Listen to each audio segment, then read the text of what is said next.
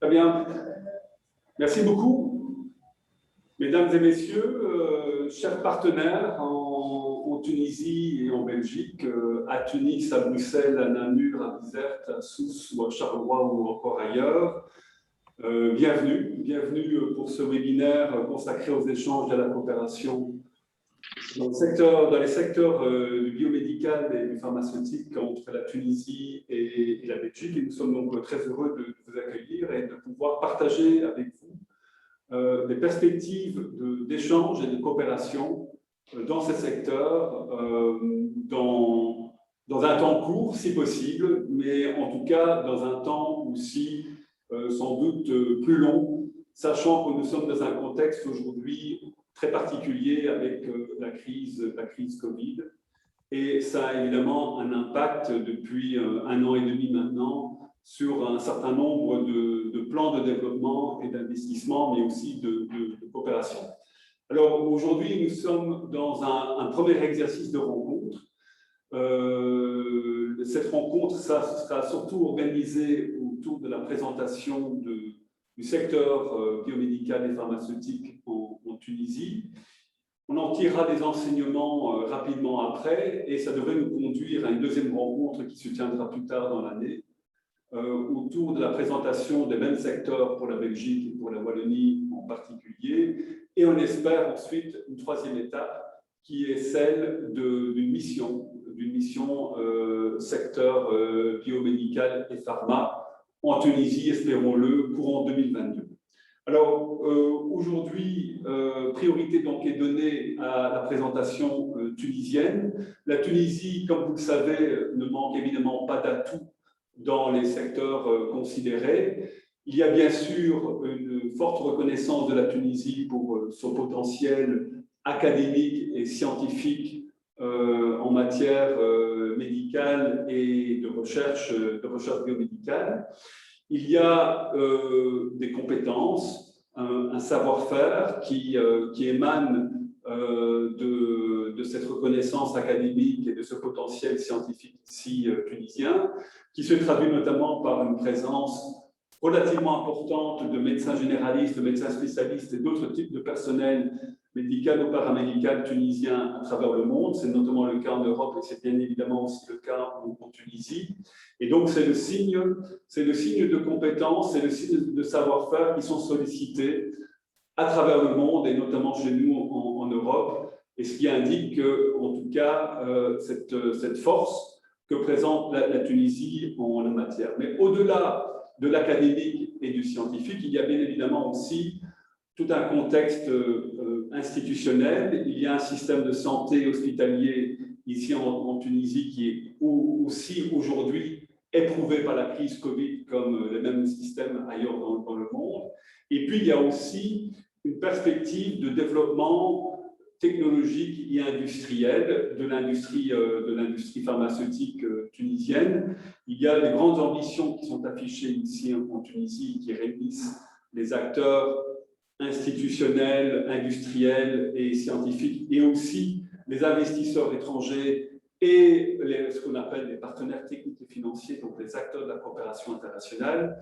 Ils se retrouvent également ici avec la Tunisie sur un certain nombre de perspectives. Alors, ces perspectives étaient évidemment dressées en 2019 et jusqu'au début 2020.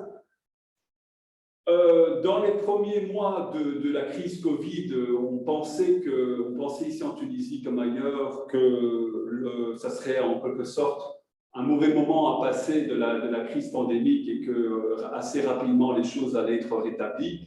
Et il s'avère qu'aujourd'hui, ce n'est pas tout à fait le cas. Cela étant, l'idée c'est de pouvoir revenir sur les fondamentaux de l'industrie tunisienne, de voir comment, dans le contexte de crise d'aujourd'hui, la Tunisie peut rebondir, comment est-ce que la Tunisie se positionne dans les chaînes de valeur biomédicales et pharmaceutiques à travers le monde. On sait que la Tunisie joue très fortement de sa proximité avec l'Europe et l'Union européenne, bien évidemment, en particulier. On sait que les interactions entre la Tunisie et l'Europe sont fortes. Ce sont des interactions, bien évidemment, économiques, commerciales, d'investissement, mais aussi des interactions académiques et de recherche, puisque la Tunisie fait partie d'Horizon 2020 et très prochainement d'Horizon Europe, le nouveau programme qui est amené à succéder à Horizon 2020. Et donc, on a un certain nombre de ponts qui sont des ponts ouverts entre la Tunisie et l'Europe. Et bien sûr, dans cette carte européenne, la Belgique et la Wallonie s'y retrouvent également. Et donc, nous avons en présence deux potentiels et deux forces, en quelque sorte, complémentaires d'activités scientifiques et d'activités industrielles dans les secteurs pharmaceutiques. Et donc, l'idée, c'est de pouvoir échanger autour de ces potentiels, autour de ces masses critiques, d'avoir une vue assez précise sur la mise en place des politiques de développement en Tunisie dans les secteurs. Et donc, nous avons des intervenants de marque qui se joindront à nous ici dans quelques secondes, et de pouvoir échanger avec eux sur ces perspectives-là. En échange, on aura à la fin de notre présentation une intervention de Mehdi Houzer, qui est notre spécialiste biomed, l'Agence wallonne de l'exportation, et qui fera une courte présentation du secteur en Belgique et en Wallonie pour donner un peu le change aux intervenants tunisiens. Et puis, bien évidemment, nous aurons une partie questions-réponses sur une vingtaine de minutes pour avoir l'échange le plus ouvert avec les participants qui sont avec nous. Alors, l'initiative est une initiative conjointe bilatérale, bien évidemment, avec les acteurs tunisiens que je vais vous présenter dans un instant.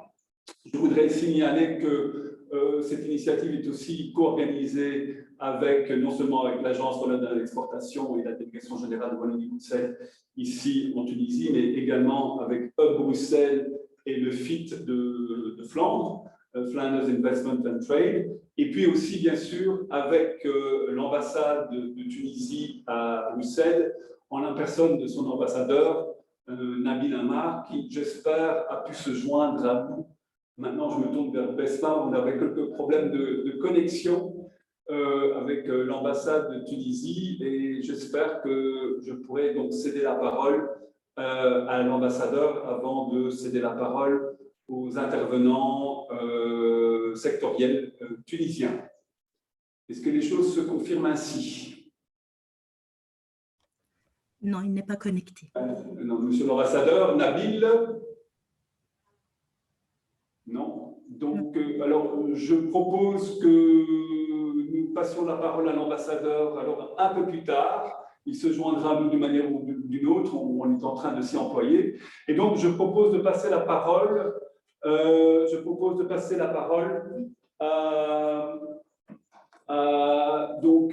à monsieur Noumen El Kadri, qui est donc directeur général de la politique de recherche médicale au ministère de la Santé, et qui nous éclairera sur la politique globale de son ministère aujourd'hui. À vous la parole, monsieur El Kadri. Merci à vous. Bonjour. C'est avec un grand plaisir que nous joignons à cet événement en ligne qui va nous donner accès à un grand nombre de collègues côté belge et wallonne. Donc, aujourd'hui, je vais essayer de vous présenter un peu l'approche du ministère de la Santé concernant le secteur biomédical et pharmaceutique. J'aimerais bien aussi insister sur le fait que nous venons de finir un plan quinquennal et nous sommes en train de préparer le nouveau plan quinquennal, surtout axé sur une nouvelle politique pharmaceutique, et parmi quelques-uns de mes collègues ici sont impliqués dans ce processus qui vient de démarrer. Et d'ici peu, on va avoir vraiment une politique à long terme concernant les produits de santé d'une manière générale, et bien sûr, en ce qui concerne les produits pharmaceutiques en particulier. Donc, la suite, s'il vous plaît. Donc, juste une petite introduction concernant la Tunisie, mais j'imagine que la plupart de nos collègues côté belge ont déjà une idée sur notre pays Et donc, il y a plusieurs d'entre eux qui ont déjà visité notre pays. Donc, ils ont une idée, mais juste pour vous rappeler que nous sommes une petite population de 11 millions, 700 dont à peu près 1,5 en diaspora. Notre espérance de vie générale, c'est 75 ans et nous comptons à peu près 15 000 médecins et ce qui nous donne aux alentours de 1 médecin pour 800 habitants. Nous sommes très ouverts sur des partenaires en particulier, bien sûr, côté européen. Et déjà, nous sommes en négociation très avancée pour faire évoluer d'anciens accords qu'on a eus avec l'Europe, y compris, bien sûr, la Belgique. Et l'Europe constitue notre principale destination d'exportation. La Tunisie constitue bien sûr un accès à un marché assez important. Et vous pouvez, j'ai mis des liens comme ça, vous pouvez chercher dans ces liens beaucoup de données concernant la Tunisie et les possibilités d'investissement dans notre pays. La suivante, s'il vous plaît. Donc, au fait, nous, comme je vous ai dit, nous venons de sortir d'un plan quinquennal où il y avait, qui était surtout centré sur une politique de prévention et un effort pour faire une meilleure cohésion entre les trois lignes. Notre système est organisé comme une première ligne juste en contact avec la population, une deuxième ligne qui est au niveau régional et une troisième ligne qui est considérée comme des structures d'excellence en termes d'enseignement, de recherche et de formation. Et bien sûr des services de soins de haute technologie. Donc, il y a aussi un effort qui a été fait dans tout ce qui concerne la recherche et l'innovation. Il y a eu un travail concernant la modernisation de la gouvernance, à la fois dans les secteurs publics et dans les secteurs privés, et bien sûr un effort pour remédier à un déséquilibre entre les régions, fait surtout côté secteur santé publique. Donc ça, c'était disons l'ancien plan avec des points concernant dans ma présentation, je vais m'orienter plus aussi côté recherche puisque c'est ma direction.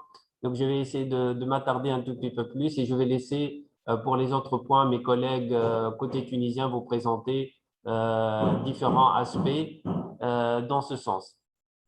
Donc voilà, la suivante, s'il vous plaît.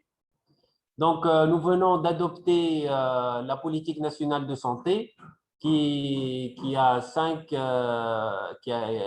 choix stratégiques qui ont été faits dans cette politique nationale de santé qui est l'aboutissement d'un dialogue sociétal qui a duré plusieurs années. Et nous nous sommes accordés et ça a été adopté par le gouvernement. Donc, ce sera notre plan directeur, on va dire, pour les 10 prochaines années dans le secteur de santé. Donc, on va essayer de se focaliser sur tout ce qui est santé familiale et amélioration de la proximité des citoyens. Nous allons essayer de mettre en place un paquet de services essentiels qui a été longuement discuté, y compris le contenu et comment on va le mettre en place, qui couvre toute la vie du citoyen. Un troisième axe qui est le régime de base de couverture sociale. Et nous sommes parmi les pays où il y a un des plus anciens et des mieux, avec une meilleure couverture dans la région en termes de couverture sociale. Nous avons l'ambition d'améliorer ce système. Dans la région, nous sommes peut-être les seuls à avoir plus de 80% de couverture sociale pour nos citoyens. Nous avons un secteur public qui mérite davantage de soutien pour remédier, comme je vous ai dit, à l'inégalité de l'accès aux soins. Ça a été dans l'ancien plan, mais on a continué à travailler pour essayer encore à travers le secteur public, à remédier à cette inégalité.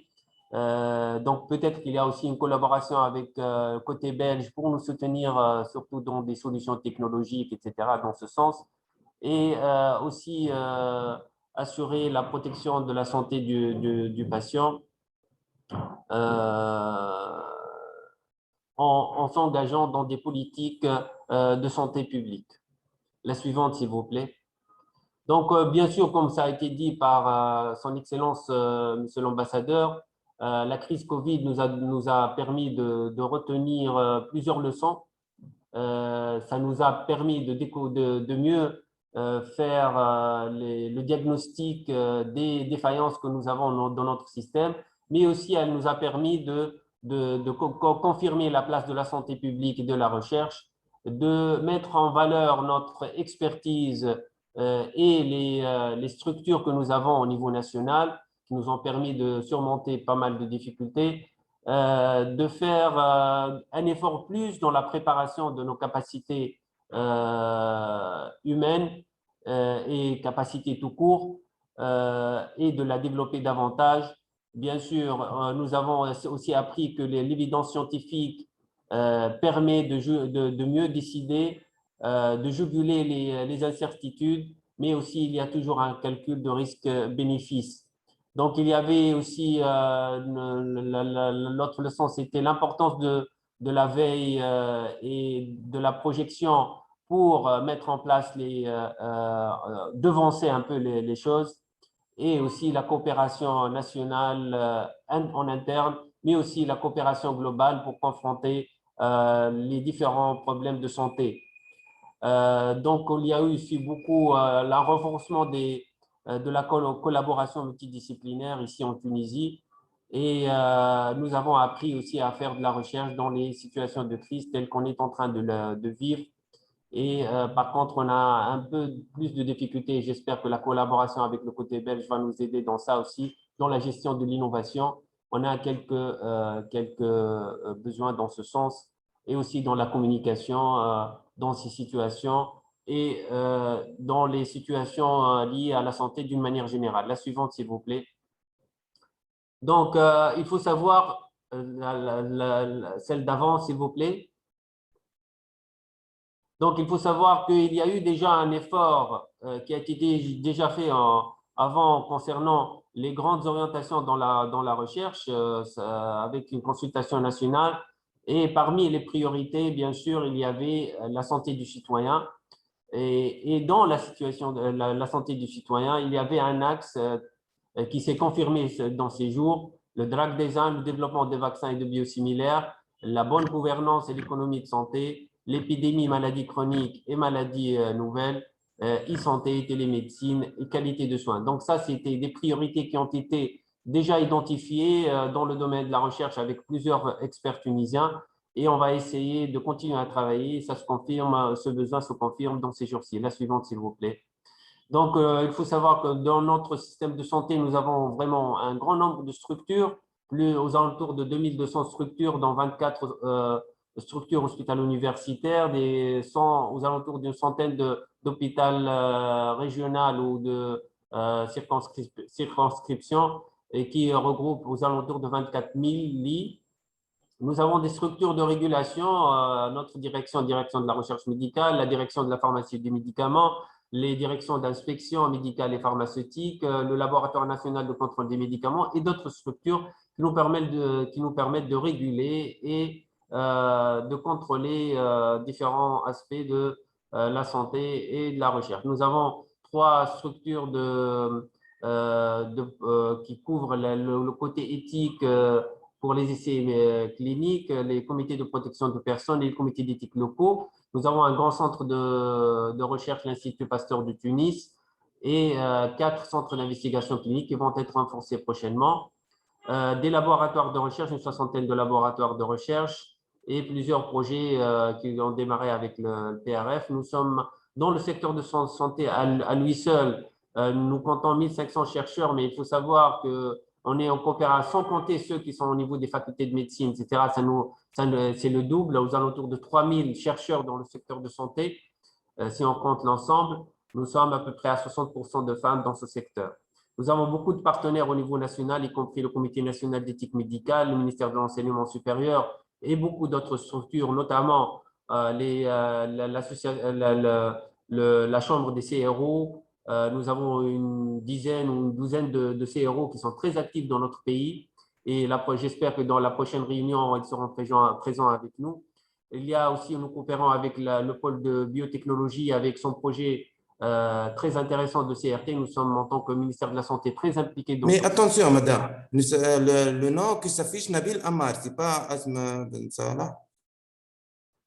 Voilà. Donc, nous avons aussi des coopérations avec l'industrie pharmaceutique, d'autres structures comme l'IRESA au niveau du secteur de l'agronomie et autres. Donc, au niveau européen, bien sûr, comme ça a été dit par Son Excellence, Monsieur l'Ambassadeur, nous sommes impliqués dans l'Horizon 2020 et prochainement dans l'Horizon Europe et beaucoup d'autres structures. Il faut savoir que nous avons une très, très forte diaspora à l'étranger et qu'on espère aussi impliquer de plus en plus dans le développement de la santé en Tunisie. La suivante, s'il vous plaît. Donc, je vais me concentrer un tout petit peu plus maintenant sur le côté recherche clinique. Donc, nous avons 3 chantiers. Nous avons le chantier juridique, financier et humain. Donc, pour le secteur juridique, nous avons une loi qui va être déposée au mois d'août, qui est la loi de la recherche biomédicale. Elle est orientée surtout sur la recherche clinique. On va voir quelques détails après.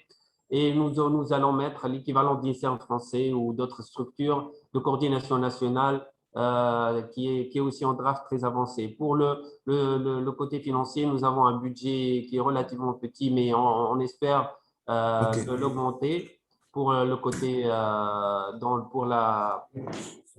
les prochaines années. Il y a aussi un compte qui va se mettre en place. La présidente, s'il vous plaît.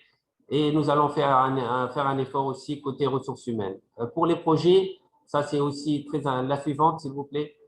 Donc, ça, c'est un peu les éléments de notre loi. Nous avons fait plusieurs auditions pour la développer. La suivante, s'il vous plaît. Nous avons des chapitres concernant les biobanques, tout ce qui est recherche sur les cellules souches et embryonnaires, etc. Donc, la suivante, s'il vous plaît. Les grands projets, nous sommes en train de mettre en place maintenant un projet de génome tunisien. Génome Tunis avec 4 grands équipements, un institut Pasteur et 3 hôpitaux nord, centre et sud. Nous avons entamé aussi un effort concernant la mise à niveau de nos biobanques et de nos registres, notamment le lancement d'un registre de vaccination, mais aussi de renforcer les anciens registres que nous avons. 2 centres d'investigation clinique vont avoir le jour prochainement aussi, les centres orientés oncologie et cardiologie, et d'autres laboratoires de recherche. Suivante, s'il vous plaît. Donc, il faut savoir que la Tunisie, nous avons cumulé quand même une bonne expérience dans la recherche clinique avec plus ou presque 400 études dans à peu près une cinquantaine maintenant actuellement en train de recruter. Suivante, s'il vous plaît. Ce que nous voyons comme voie à explorer pour la coopération avec le côté belge, c'est surtout la formation, y compris dans le domaine biomédical et pharmaceutique, surtout dans le domaine des nouveaux métiers liés à la biotechnologie. Et je pense que ça, c'est très, très important pour le développement en local, et aussi la formation médicale, la développer davantage. La recherche clinique, bien sûr, la Belgique est un hub européen et le leader européen en ce terme. Donc, on veut apprendre de vous et aussi de ce côté, on devient un hub africain dans la recherche clinique. Nous sommes prêts je pense, à collaborer dans l'exportation des services de soins vers l'Afrique, vers les pays arabes et même pour les pays européens dans l'autre sens aussi. Bien sûr, tout ce qui est biotechnologie, je pense que la Belgique et la Wallonie a un très grand potentiel et une grande industrie dans ce sens. Et on peut collaborer surtout avec c'est Hamad, il va nous en parler maintenant. L'e-health aussi, je pense que vous êtes très, très fort dans ces termes et on pourrait éventuellement disons, coopérer dans ce sens. Nous avons aussi des jeunes et des startups dans ce domaine qui peuvent collaborer avec le côté belge. Et bien sûr, l'assurance qualité. Dans tout ça, nous allons avoir besoin de la rigueur belge dans la réalisation de tous les projets de santé. Sur ce, je vous remercie pour votre attention et on reste à votre disposition pour tout complément d'information. Je salue son Excellence, notre ambassadeur en Belgique et je vous remercie pour cette initiative que vous avez lancée avec le côté belge.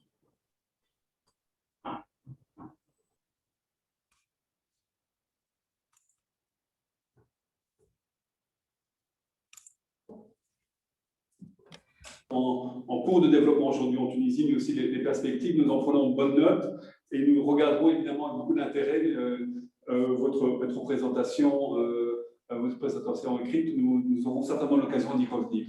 Alors, avant de passer la parole à M. Hamadi Ayadi, je propose donc de reprendre le fil du programme initial. Ce sont un peu les aléas du direct, comme on dit. On a eu un petit souci technique, mais voilà, la liaison est établie avec l'ambassade de Tunisie à Bruxelles. Et donc, j'ai le grand plaisir de pouvoir céder la parole à un autre ambassadeur, qui est l'ambassadeur de Tunisie à Bruxelles, M. Nabil Amar, que je salue et qu'on retrouve dans une position où il est l'ambassadeur de la Tunisie auprès de l'Union européenne, mais également auprès de la Belgique et des entités fédérées. Et donc, à ce titre-là, il a une bonne connaissance de l'ensemble de la coopération et des relations entre la Tunisie et l'Europe, puisqu'il était aussi précédemment directeur général Europe au ministère des Affaires étrangères avant de prendre son poste à Bruxelles en novembre dernier. Voilà, cher Nabil, bienvenue, Marbé, à toi la parole. Merci, cher Christian. Est-ce que tu m'entends? Est-ce que tout le monde m'entend? On t'entend parfaitement. Très bien. D'abord, je voudrais vous dire que malheureusement, j'ai raté les 25 premières minutes, qui souvent sont celles qui sont les plus chargées en information et en émotion. Mais ça n'est pas de notre fait. Un quart d'heure avant l'heure convenue, l'ambassade était prête. Donc, il y a eu un problème technique de votre côté ou alors du côté de la mer, si je puis dire. Je ne vais pas être long. Je voudrais d'abord vous féliciter tous ceux qui avaient organisé ce premier webinaire et vous dire que vous êtes vraiment dans ce que nous essayons de faire, nous, à l'ambassade, c'est-à-dire de contribuer à promouvoir la coopération tuniso-belge qui s'est affaissée la dizaine d'années écoulées, en lui donnant de nouveaux moteurs, en rallumant de nouveaux moteurs, c'est-à-dire une nouvelle génération de projets de coopération. Et je pense que le secteur auquel nous nous intéressons aujourd'hui en est une illustration parfaite pour toutes les raisons que vous avez déjà les uns et les autres évoquées. C'est-à-dire qu'il faut retenir qu'il y a un potentiel, que la Tunisie a beaucoup d'atouts dans ce domaine-là, que le contexte général, le contexte dans le pays, mais aussi régional, constitue un vent favorable pour promouvoir cette coopération et l'investissement. Vous aurez tout le soutien de l'ambassade. C'est aussi très intéressant parce que, comme vous l'avez mentionné, l'Union européenne soutient aussi cette catégorie d'investissement et ce secteur d'activité. La pandémie nous montre que à quel point c'est relevant et à quel point c'est opportun d'investir et de penser à ce secteur. Et puis, vous aurez, comme je le disais, tout le soutien de l'ambassade et profitez-en, c'est-à-dire de part et d'autre, essayez de nous aiguiller. Nous ne sommes pas spécialistes dans les secteurs, mais nous avons la possibilité d'avoir tous les contacts que l'on veut à partir de Bruxelles. Donc, sollicitez-nous, même directement, en raccourcissant les circuits administratifs pour qu'on puisse contribuer à établir les liens avec les personnes, avec les institutions, avec les centres que vous désirez Je parle dans les deux sens, hein, aussi bien Tunisie vers la Belgique que Christian belge vers la Tunisie. Donc, c'est le principal message. Donc, on est vraiment dans ce qu'il faut faire pour cette nouvelle génération de projets de coopération. Je vous dis aussi, peut-être que vous en avez entendu parler, il y aura une visite d'État du président de la République mi-septembre en Belgique et ce sera une occasion justement de mettre en relief un peu parmi les secteurs prometteurs de la coopération tuniso-belge, le secteur biomédical et pharmaceutique. Voilà, donc profitez-en et sollicitez-nous et nous répondrons avec grande joie. Très bien. Merci, merci beaucoup. Et bonne continuation. Merci beaucoup, cher Nabil. Merci beaucoup, l'ambassadeur. C'était bref et condensé. Et je pense que le message est bien passé de part et d'autre. Et donc, effectivement, l'ambassade de Tunisie à Bruxelles jouera aussi son rôle dans le resserrement des liens souhaités entre la Tunisie et la Belgique, et en particulier dans les secteurs que nous abordons aujourd'hui. J'espère que tu pourras rester encore un peu avec nous, Nabil, jusqu'à la fin éventuellement du séminaire, donc jusque vers 12h30. On a eu donc une excellente présentation du Dr El Kadri. Et maintenant, nous abordons le Biotech Pôle de Civitabet avec le professeur Hamadi Ayadi, qui connaît bien la Belgique également. Il est venu encore récemment. Et donc, le professeur Ayadi évoquera le projet de production vaccin Univac en Tunisie. À vous, professeur. Merci à vous. Merci beaucoup. Vous m'entendez? Oui. Bon, OK. Donc, bonjour, monsieur l'ambassadeur. Bonjour, monsieur Salens. Bonjour à tous mes amis et collègues, aussi bien en Tunisie qu'en Belgique. Merci à vous, monsieur Salens, et toute votre équipe pour cette opportunité qu'on puisse discuter et échanger. Moi, je vais continuer donc sur ce qu'a présenté mon collègue et ami Dr Noumen El Kadri pour dire qu'à Biotechpol, notre rôle essentiel est de contribuer à introduire l'innovation dans le tissu industriel pharmaceutique tunisien. Vous savez bien que le gouvernement tunisien a beaucoup investi ces 25-30 dernières années dans l'enseignement supérieur et la recherche, notamment en sciences de la vie. Et nous avons plusieurs donc, compétences qui sont ou bien ici en Tunisie ou ailleurs. Par ailleurs, donc, la profession aussi a réussi la production des génériques en Tunisie et même été un exemple pour l'OMS que l'OMS présente donc pour d'autres pays pour suivre donc le modèle tunisien pour ces entreprises. Donc la profession est très intéressée maintenant pour passer des génériques vers la bioproduction, vers les produits issus de la biotechnologie. Est-ce que je peux avoir la première diapo, s'il vous plaît? Voilà. OK, la deuxième donc.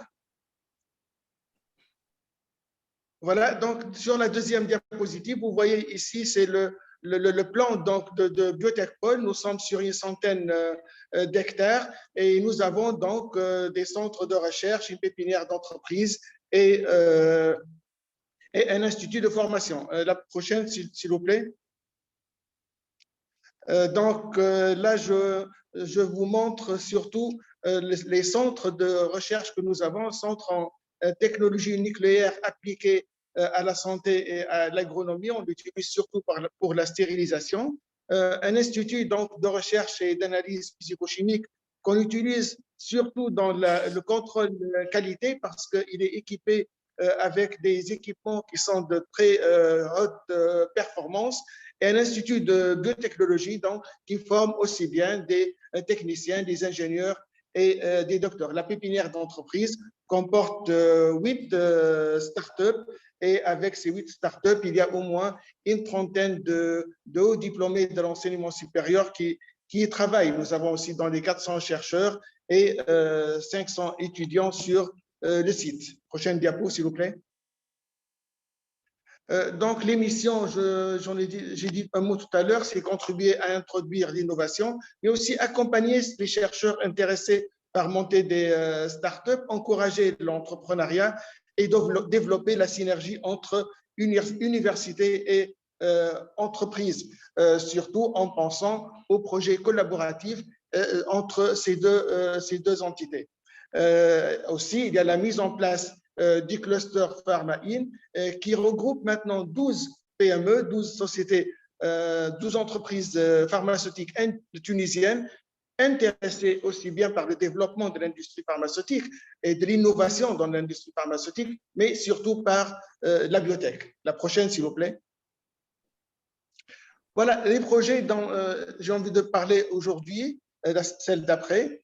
Donc, le premier projet, c'est le projet d'un Fab Lab biotech. Nous avons donc commencé à travailler sur ce projet-là depuis un an. Nous avons maintenant le local.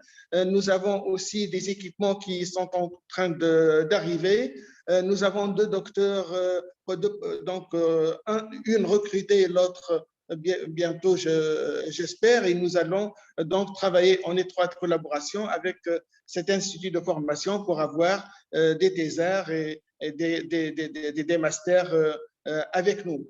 Donc, le rôle de ce Fab Lab, il s'agit d'une plateforme qui permet d'accélérer le développement des applications de prototypage et la mise en exploitation des projets maturés et prématurés, mais aussi un lieu de capacité building. Et dans ce sens-là, nous sommes intéressés par développer un programme, que ce soit financé par la coopération tunuso-belge ou par l'Union européenne en collaboration avec des collègues universitaires et technopolitains de Wallonie. C'est pour nous extrêmement important, surtout que nous développons maintenant, nous sommes partenaires de plusieurs projets collaboratifs entre l'université et l'entreprise et nous-mêmes. Et ces projets-là portent sur la production d'anticorps monoclonaux, la production donc de produits radiopharmaceutiques, sur le contrôle qualité. Et même, on a un projet qui est intéressant. C'est un projet sur un modèle expérimental. C'est un rat qu'on a trouvé dans le sud tunisien et qui présente les complications du diabétique comme chez l'homme. Donc, il est très intéressant nous sommes en train je crois qu'il est caractérisé, mais nous sommes en train de l'habituer, de lui trouver un écosystème pour pouvoir faire l'élevage.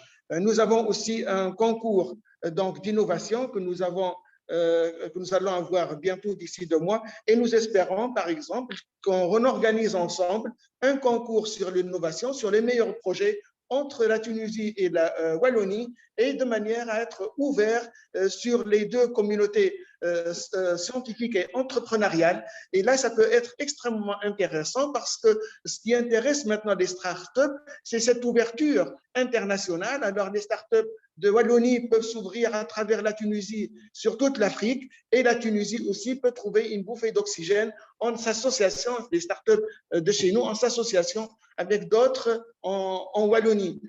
Surtout que nous avons de très, très bonnes relations donc avec nos collègues en Wallonie, comme l'a dit tout à l'heure Dr Kadri. La prochaine, s'il vous plaît. Donc, le projet production de vaccins. C'est un projet que nous avons dans l'idée depuis plusieurs années. D'ailleurs, l'Institut Pasteur produit des vaccins BCG, aussi bien vaccin que traitement. D'ailleurs, pour le BCG, produit le vaccin contre la rage, avait donc une expérience très intéressante sur le développement de vaccins ADN, vaccins conventionnels, vaccins protéines recombinantes.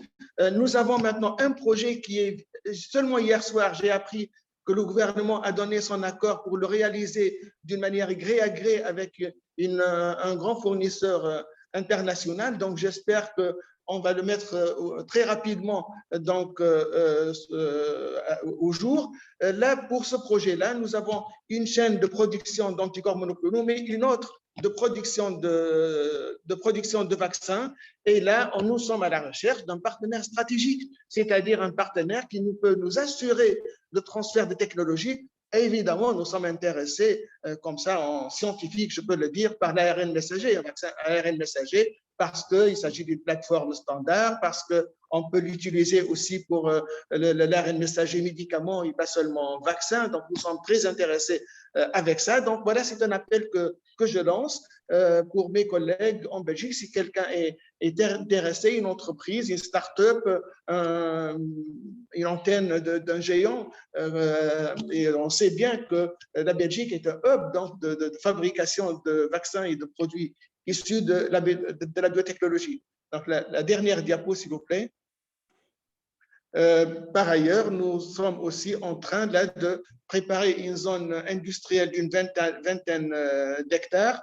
Nous allons bientôt lancer les appels d'offres pour l'aménagement. Nous allons faire de sorte que ce soit aménagé conformément aux standards internationaux. Nous sommes dans un emplacement stratégique. Ceux qui vivent à Tunis le savent bien, à quelques kilomètres de l'aéroport, du port de Radès, dans un milieu qui est vert. Ça ressemble beaucoup à la Belgique et à l'Europe. Donc, voilà, c'est à peu près ce que j'ai à vous dire. Je vous remercie donc de votre attention. Et s'il y a des questions d'une manière directe maintenant ou bien ou par email ou par téléphone, je suis tout prêt à répondre et à échanger aussi avec mes amis et collègues en Tunisie et en Belgique. Merci beaucoup. Bien, merci beaucoup, professeur Ayadi. C'était effectivement une présentation très fouillée et qui offre bien les perspectives que vous énonciez sur la Tunisie. Une perspective donc ouverte aussi, bien sûr, au partenariat, même si on a cru comprendre qu'il y avait donc déjà des positionnements de certains groupes pharmaceutiques internationaux. On reviendra évidemment avec les questions en fin d'intervention. Et bien évidemment, s'il y a d'autres questions, ou des commentaires ou des nécessités d'échange, on fera tout pour accompagner et faciliter la mise en contact direct avec vous, avec votre équipe. Voilà, je cède la parole maintenant à M. Zied Jardak, secrétaire général des Chambres nationales de l'industrie pharmaceutique, qui nous reviendra sur des perspectives et opportunités de partenariat entre la Tunisie et la Belgique. À vous la parole. Merci. Bonjour, bonjour. Vous me recevez? Oui, oui. Parfait. Donc, bonjour. Au nom de la Chambre nationale de l'industrie pharmaceutique, je tiens à vous remercier de l'organisation de ce webinaire. C'est un événement qui s'inscrit parfaitement par rapport à l'actualité sanitaire, à l'actualité de dynamique d'échange et de coopération entre les pays amis actuellement qui se met en place pour faire face à cette pandémie. Donc, je vais présenter l'industrie pharmaceutique, quelques chiffres par rapport à l'industrie pharmaceutique. Monsieur Norman, il a présenté les chiffres essentiels concernant la Tunisie. Donc, c'est inutile de rappeler que c'est par rapport à l'espérance de vie, par rapport au taux de mortalité. Par contre, par rapport à l'organisation du marché du médicament en Tunisie, vous pouvez voir sur ce slide que la pharmacie centrale de la Tunisie s'approvisionne en médicaments d'une manière d'un monopole par rapport aux industries pharmaceutiques étrangères à la Tunisie pour approvisionner le circuit hospitalier et le circuit de ville. Pour les industries pharmaceutiques locales, qui en sont au nombre de 41, ils approvisionnent directement le marché à travers les grossistes répartiteurs ou les hôpitaux et le secteur hospitalier. Donc, la CNIP, c'est la Chambre nationale de l'industrie pharmaceutique. Elle regroupe 33 adhérents. Elle représente plus de 95% des acteurs en activité dans le domaine de l'industrie pharmaceutique du médicament en Tunisie.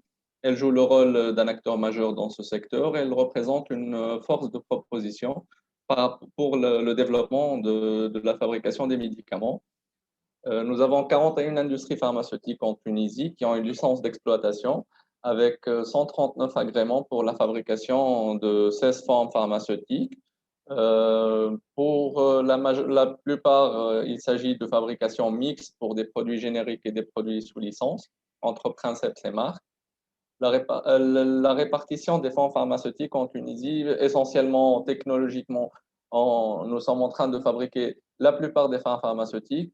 Nous avons 3 unités qui sont en train de fabriquer des médicaments biologiques. Nous avons une unité de fabrication de médicaments vaccins sérum, une unité qui fabrique des radiopharmaceutiques qui sera présente après nous. Pour les autres formes telles que les capsules molles, les médicaments de la DPI, les formes sèches, la plupart des formes pharmaceutiques sont fabriquées. L'outil industriel, il permet donc la fabrication d'une multitude de formes pharmaceutiques. Concernant le marché des médicaments, en Tunisie, pour l'année 2020, le marché du médicament a été de 820 millions d'euros, avec 250 millions d'unités. 74% de ces médicaments ont été vendus en officine et 84% de ces quantités ont été aussi vendues en officine. Le marché officinal en valeur représente 606 millions d'euros et le marché hospitalier représente 212 millions d'euros. Le marché en 2020 était stable, il n'a pas connu une grande croissance, contrairement à ce qu'on peut imaginer par rapport à une maladie où il y avait une pandémie. Nous avons noté une croissance normale de 3%, aussi bien au niveau officinal qu'au niveau hospitalier. L'outil industriel pharmaceutique tunisien permet une couverture nationale de 52% en valeur et de 3 boîtes sur 4 sont de fabrication locale. Ça se confirme au niveau du marché officinal aussi bien qu'au niveau du marché hospitalier, plus ou moins. Pour la fabrication locale, essentiellement, nous fabriquons en majorité 71% des ventes en valeur sont des génériques. Et le générique représente 40% des ventes en valeur du marché total. Là, le terme générique, il englobe bien sûr les génériques classiques et les médicaments issus appelés biosimilaires. Donc, ça fait partie des 41% des ventes en valeur. En ce qui concerne les exportations, la Tunisie est bien connue par sa position. Nous exportons 18% de notre production pour plus de 35 pays. Les dernières années, nous avons commencé un nouveau type d'exportation qui est le contract manufacturing pour des pays européens avec des unités qui répondent aux standards de fabrication de médicaments des standards européens. Ce qui a permis d'améliorer la couverture des importations par les exportations pour arriver à 15% de couverture. Dans la dimension africaine, la Tunisie, nous exportons pour 24 pays en moyenne sur les 5 dernières années. L'exportation pour l'Afrique se fait essentiellement par des plateformes et des centrales d'achat européens pour le continent africain. Il y a eu certaines industries pharmaceutiques eux-mêmes se sont exportées pour l'Afrique. Ils ont investi dans des unités de production en Algérie, au Cameroun, au Sénégal et en Côte d'Ivoire.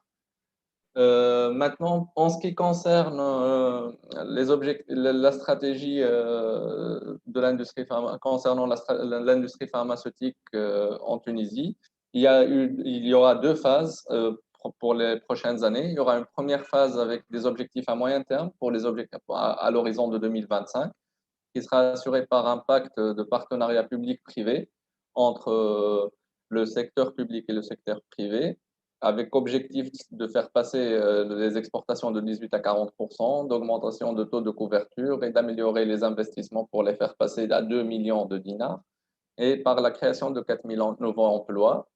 À l'horizon de 2035, il y aura une deuxième phase, c'est le dialogue sectoriel de l'industrie pharmaceutique. Il s'agit de mettre en œuvre un partenariat public-privé qui sera efficace et qui permettra bien sûr de rattraper le retard par rapport à la montée en compétences pour la production des biosimilaires et des médicaments et les biomédicaments. Bien sûr, cette stratégie sectorielle s'explique par des engagements du public et du privé, aussi bien au niveau industriel, commercial et innovation.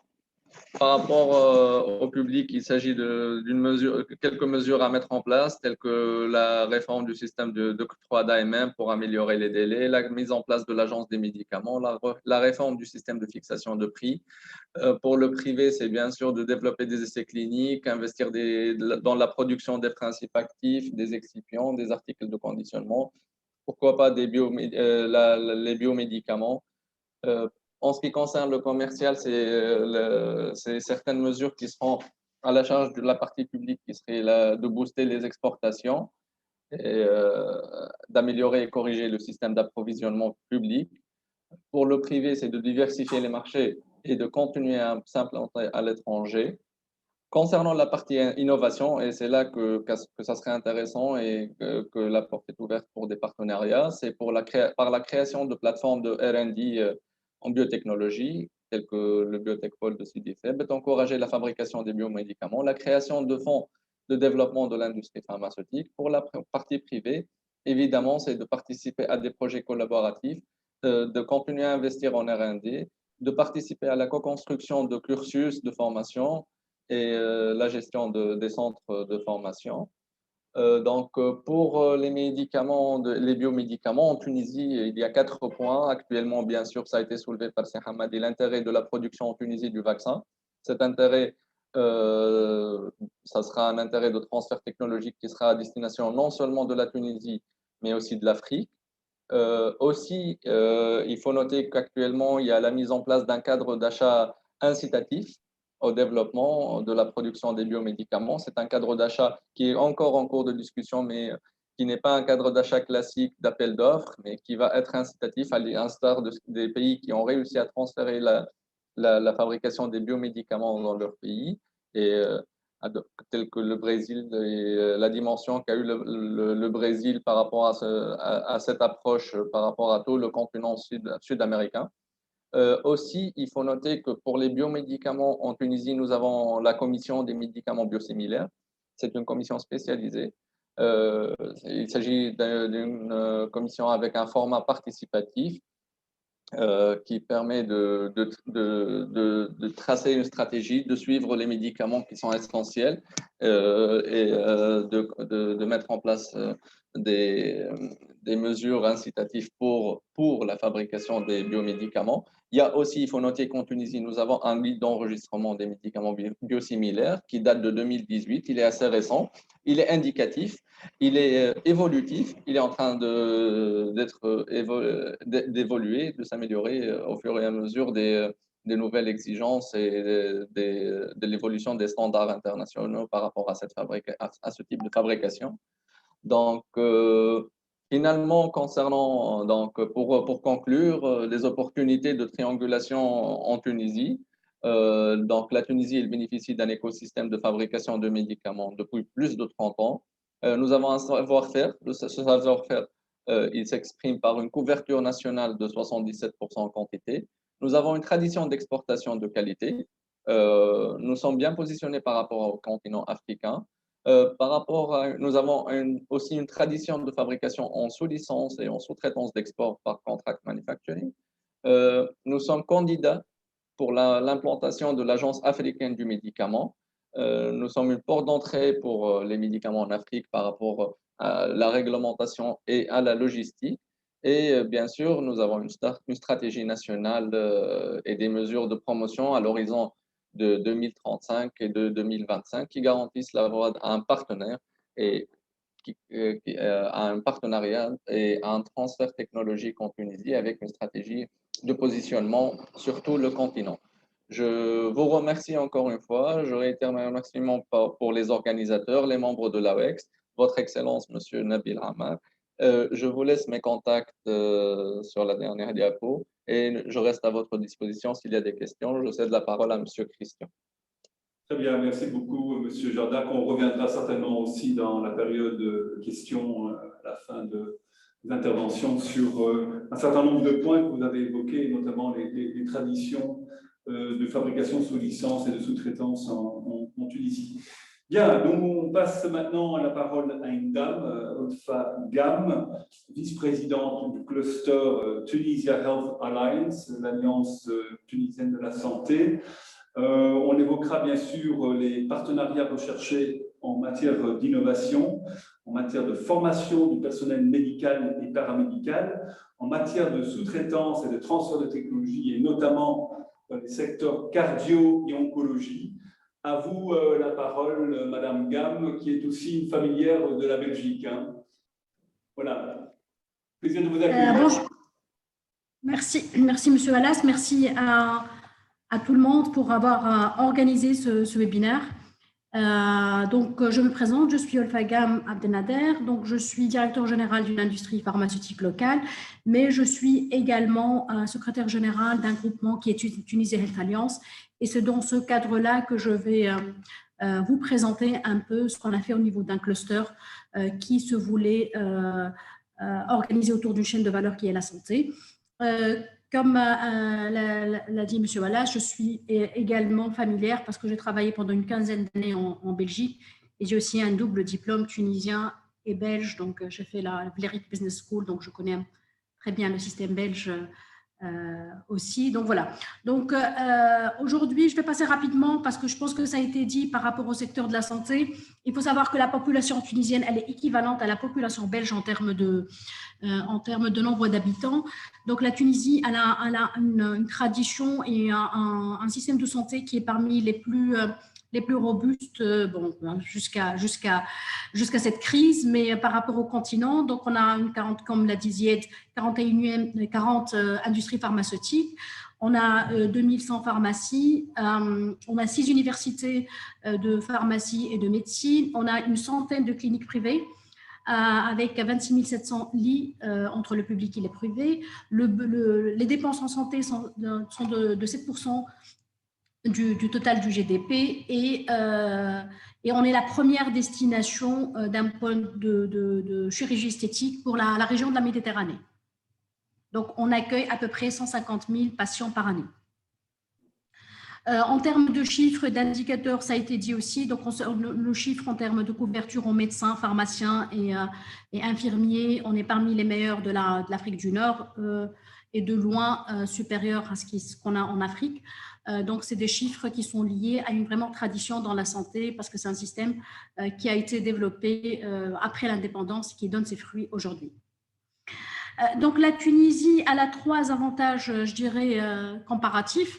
D'un point de vue santé, c'est sa position vraiment à l'axe entre l'Europe et l'Afrique.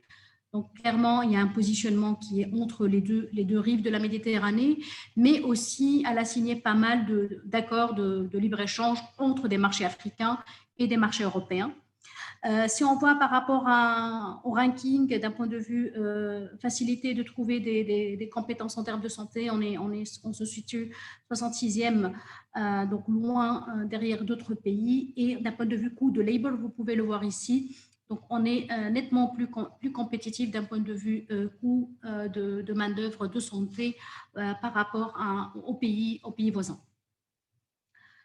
Donc, par exemple, le Maroc, il est 3 fois en termes de coût moyen, il est 3 fois supérieur en termes de coût que la Tunisie.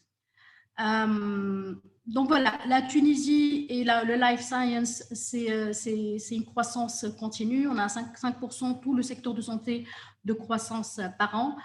Comme on l'a dit, on a cette proximité géographique et cette expérience déjà d'échange avec l'Europe. On a un cadre réglementaire qui est assez développé en termes, comme le disait Zied, de biomédicaments, CRO, tout ce qui est promotion médicale. Donc, on a un cadre réglementaire qui est assez mature.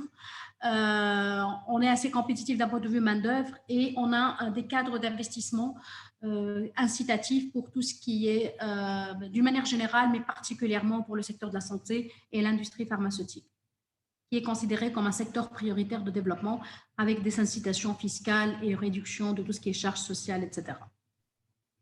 Donc, c'est dans ce cadre-là qu'on a lancé, sous l'impulsion de la GIZ, qui est la collaboration allemande, un cluster qui est Tunisie Health Alliance, qui regroupe divers sous-secteurs de la santé, les industries pharmaceutiques, les medical devices, tout ce qui est services d'éducation et health tech, et services de soins des cliniques privées, justement pour développer ensemble une offre complète et adaptée à destination de marchés africains, mais aussi pour avoir une collaboration avec l'Europe où on peut brasser assez large sur la chaîne de valeur de santé. Actuellement, on est en train de développer des pôles de compétences en oncologie et en cardiologie, où on est en train d'établir une offre où on peut donner au marché cible une offre complète qui vend de tout ce qui est réalisation de plateaux techniques, tout ce qui est formation de personnel, par exemple pour tout ce qui est radiothérapie, tout ce qui est médicaments d'oncologie et tout ce qui est assistance médicale spécifique pour des problématiques, par exemple d'oncologie, et le même principe pour tout ce qui est cardiologie. Donc, c'est les deux pôles de compétences qu'on est en train de développer pour les marchés africains et où on cherche des partenaires aussi européens pour compléter cette offre-là. Il faut savoir qu'aujourd'hui, notre connaissance du marché africain commence à se développer parce qu'on a fait pas mal de prospection sur ces marchés-là et clairement, il y a une grande opportunité de complémentarité entre la Tunisie et l'Europe et la Tunisie et la Belgique pour vraiment adapter l'offre belge aux besoins du marché africain et la rendre plus accessible et plus adaptée à ces marchés-là en la passant un peu à travers cette moulinette tunisienne qui connaît ces marchés-là et qui peut adapter d'un point de vue technicité, d'un point de vue fabrication de médicaments à des coûts un peu plus compétitifs pour pouvoir justement rendre cette offre plus accessible pour ces marchés-là. Donc, ce groupement, il y a à peu près 1000 employés au niveau de notre groupement.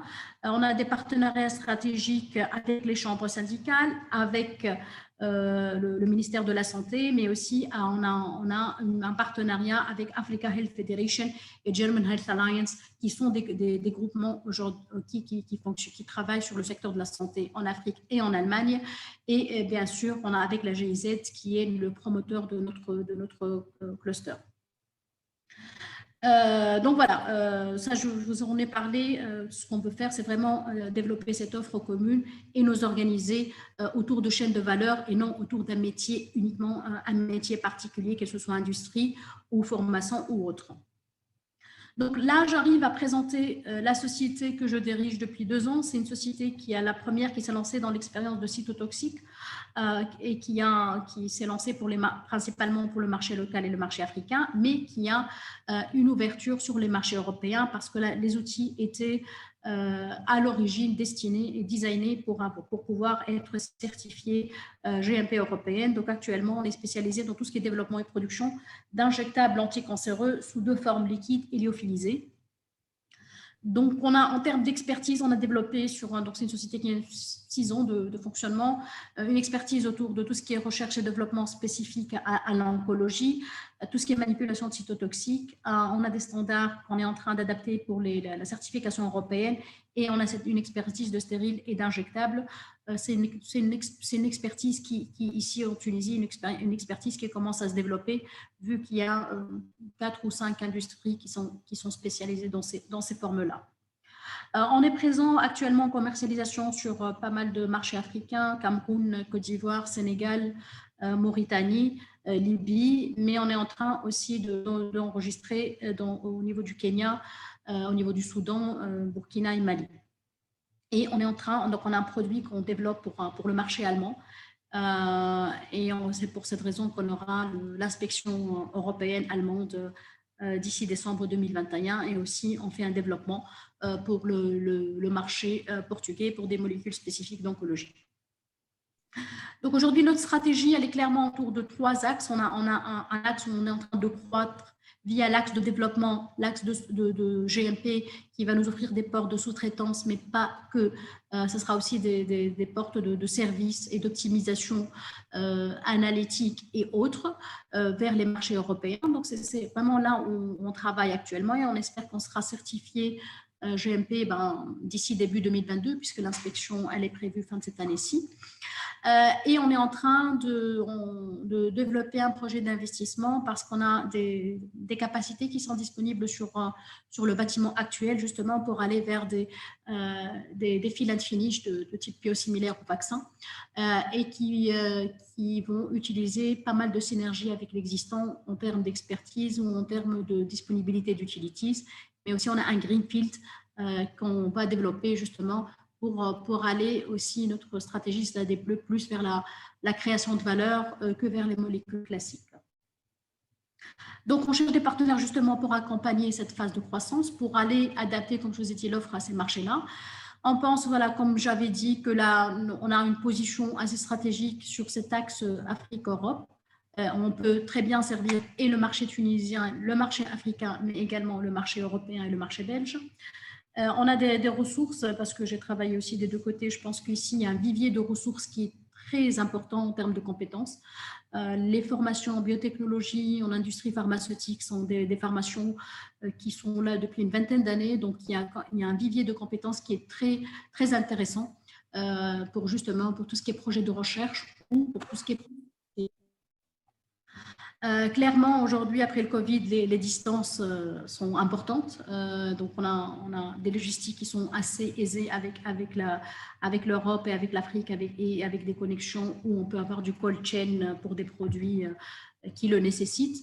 On a un écosystème qui est assez mature et qui est assez développé par rapport à d'autres pays. Et puis, par rapport à Cytopharma, clairement, on a cette ouverture et cette certification européenne qui arrivera bientôt, mais aussi on a cette connaissance aussi bien de la technique de manufacturing aseptique, mais aussi cette connaissance de marché africain qu'on a développé sur les 2-3 dernières années, et une présence sur les marchés hospitaliers qui est la cible que nous ciblons sur les différents marchés africains, marchés locaux.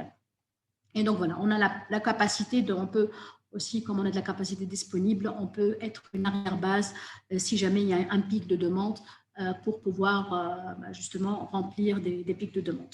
Voilà, donc c'était une idée aussi bien sur le secteur de la santé, sur notre cluster et sur une industrie tunisienne. Et les opportunités existent en termes de collaboration, aussi bien au niveau du cluster, mais aussi au niveau de l'industrie locale, par rapport à un supply, un partenariat pour faire un supply aussi bien pour les marchés africains, tunisiens ou belges. Voilà. Bien, merci beaucoup Olfagam, merci pour cette présentation aussi précise que complète et qui effectivement confirme bien la place qu'occupe la Tunisie sur la carte mondiale et en particulier entre les deux continents africains et européens. Voilà, donc on a un petit peu de retard, mais je pense que ce n'est pas irrémédiable. Nous allons gagner un petit peu de temps aussi avec la présentation de la vidéo de la société tunisienne Sisora, qui est spécialisée dans les radiopharmaceutiques et le diagnostic cancer, avec son partenaire belge Ion Beam Applications, IBA, qui est une société leader mondiale établie à Louvain-la-Neuve. Et cette vidéo dure à peu près 1 minute 30, 2 minutes. J'attire votre attention surtout sur le visuel, parce qu'il y a peu de texte et il n'y a pas d'audio, et si ce n'est un fond musical, donc c'est surtout le visuel qui compte dans cette vidéo. Voilà, je propose à Evelyne de la lancer, et puis nous enchaînerons ensuite avec Mehdi Mouza, que je ne manquerai pas de vous présenter à l'entame de son intervention. Merci Evelyne.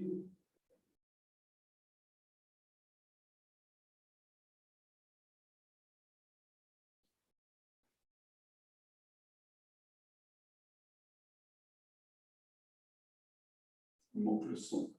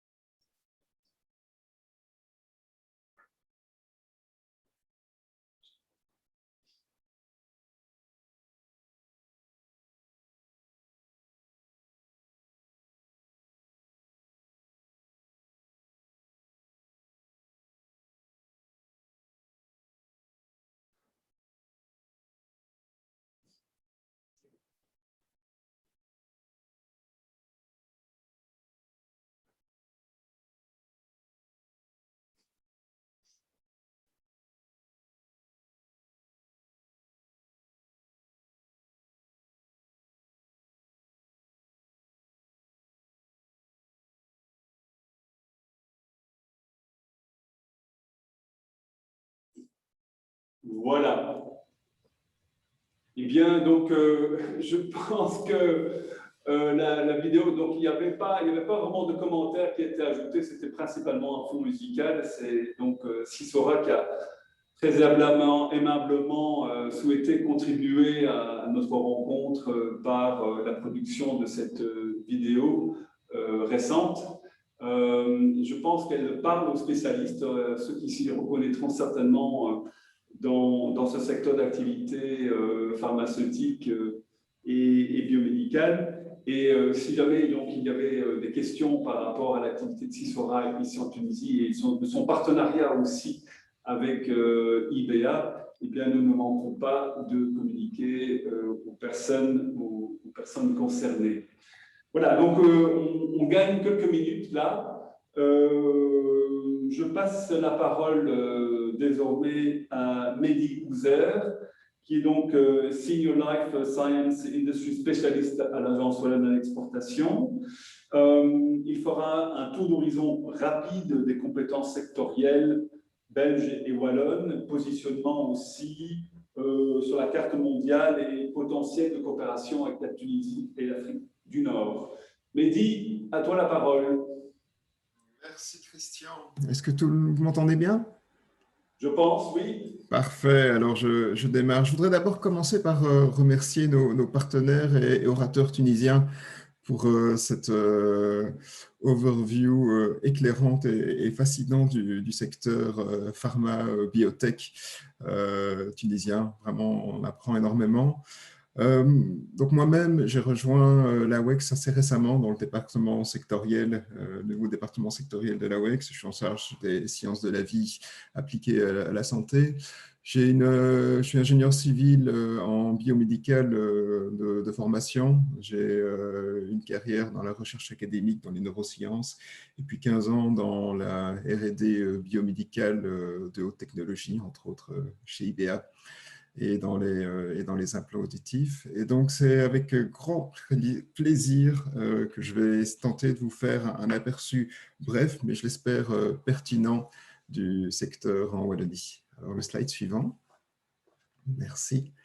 Alors, je ne vais pas vous faire l'injure de vous présenter la Belgique, hein, vous connaissez, et la Belgique est surtout connue pour certaines de ses produits comme le chocolat, comme les schtroumpfs. Et alors en général sur ce slide, j'aime plutôt mettre notre équipe nationale de hockey, mais là je vous prie de m'excuser, vu les circonstances, je suis obligé de mettre les Diables Rouges. Voilà, on est avec eux.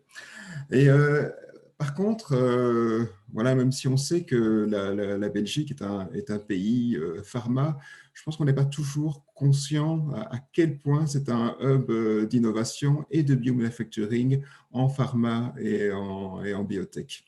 Slide suivant, s'il vous plaît. Alors, quelques chiffres qui en attestent. C'est assez intéressant quand on regarde la quantité, le montant des investissements en R&D en Belgique. C'est le premier montant d'investissement en Europe, hein, près de 5 milliards. Ça veut dire que près de 13 millions d'euros par jour sont investis sur le secteur. Si on regarde les brevets, hein, ça fait, on en a 371 en 2018, je pense. Ça fait une demande de brevet par jour déposée dans le domaine pharma et biotechnologique. Si on regarde la capitalisation marché des biotech en Europe, la Belgique représente à elle seule 24% de celle-ci, ce qui en fait le leader européen. Voilà, on a dit 11 millions et demi d'habitants pour 40 000 jobs directs dans le secteur. Et alors aussi, c'est un des secteurs extrêmement importants en termes d'exportation. Hein, 56 milliards, ça fait 150 millions d'euros par jour d'exportation liées au secteur. C'est intéressant de voir que plus de la moitié de ces exportations se font hors de l'Union européenne. Alors, pour comprendre ce succès, il faut regarder en fait à 4 éléments, 4 piliers, et aussi la forte intégration qui existe entre l'université et l'industrie. Alors, le premier pilier, ce sont les centres de recherche académiques, mais pas seulement. Toute une série de larges entreprises pharma structurantes et bien ancrées en Belgique, que ce soit à travers leur headquarters, leur recherche et développement, la production, leur infrastructure. Tout un tissu, une masse de près de 300 entreprises actives dans le secteur. Et enfin, il y a tous les fournisseurs, sous-traitants, sociétés de services. Et là, j'insiste sur les façonnés, hein, les CDMO, les CMO, qui mettent à disposition l'infrastructure et les technologies dont les entreprises ont besoin. Et le tout est soutenu par une politique d'innovation qui est basée sur une combinaison de mesures réglementaires, de mesures fiscales, d'incitants, et ce tant au niveau régional que national. Alors, ici, c'est la même vue avec peut-être le spotlight sur quelques acteurs. Ce qui est intéressant, c'est qu'on voit vraiment que toute la chaîne de valeur est couverte. Dans les Big Pharma, on a des GSK, Johnson & Johnson, Pfizer, UCB. Dans les entreprises de petite et moyenne taille, certains commencent à être véritablement connus. Au nord du pays, on a Galapagos. Mais au sud, on peut prendre par exemple la société Iteos Therapeutics, spécialisée en immuno-oncologie et qui a récemment levé 625 millions de dollars dans un partenariat avec GSK. Et au niveau des CMO, les logos ici ne sont pas à jour parce que récemment, la société Catalent a acheté plusieurs usines et unités de production en thérapie cellulaire. Thermo Fisher a aussi racheté l'unité de production de Novacep en vecteur viral et qui produit le principe actif du vaccin AstraZeneca. Et enfin, il y a Universel qui vient, et toutes ses filiales, qui viennent avec des technologies innovantes et disruptives qui sont fort intéressantes pour des marchés comme ceux de la Tunisie. Alors, pour en revenir sur l'intégration de l'écosystème, les études cliniques sont vraiment un excellent exemple pour montrer cette collaboration entre, d'une part, les entreprises, les universités, les hôpitaux, les agences réglementaires et les comités d'éthique. La Belgique se démarque avec 12 universités, 7 hôpitaux académiques, un réseau de 70 hôpitaux. Il y a une petite erreur dans les slides. Ce qui fait qu'elle est par habitant le numéro 2 en termes de nombre d'études cliniques en Europe et dans le monde. Alors, pratiquement, ça veut dire quoi? Ça veut dire que 15% des études cliniques, je dois aussi mettre à jour ce chiffre, excusez-moi, 15% des études cliniques lancées en Europe se font en Belgique. Alors, on peut se poser la question pourquoi? Il y a d'une part la qualité du staff, il y a cette intégration dont on a parlé, avec le soutien des autorités réglementaires. On a un taux d'approbation le plus rapide en Europe pour les phases 1, on parle de 2 semaines. Et c'est la même chose pour des phases 2 et phase 3, un petit peu plus long. On a l'infrastructure nécessaire, même pour des études complexes. Par ailleurs, la Belgique a été le premier pays à réaliser une étude clinique cartée en Europe. Et on a une haute concentration et recrutement rapide des patients. Slide suivant, s'il vous plaît. Alors maintenant, on peut faire un focus sur la Wallonie. Donc la Wallonie, c'est la région située au sud de Bruxelles, un écosystème vibrant, alors tant au niveau des biotech que des medtech, des universités et des centres de recherche. Et alors sur les cartes que vous voyez sur la gauche, sont indiquées toute une série d'entreprises innovantes. Et ce qui est frappant, c'est la proximité entre tous ces acteurs, que ce soit les universités, les hôpitaux, les entreprises, qui facilitent vraiment l'innovation et la collaboration.